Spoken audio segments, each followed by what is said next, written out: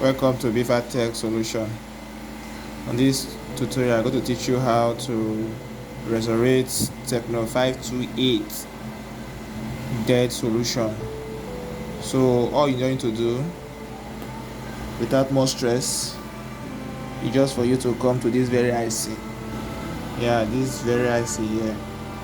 So just chip it off, then you are good to go. So just try this and drop your comments at the comments. Now, as you can see, the IC has been chipped off successfully. Now let's on and see the results of this work.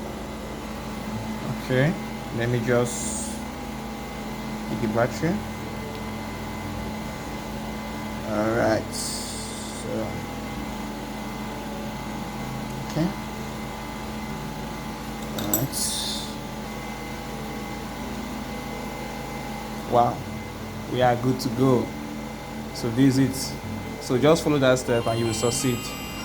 So remember to subscribe to this channel, and remember to like and share this video to other technicians. Remember to drop your comment at the comment section. See you in the next video.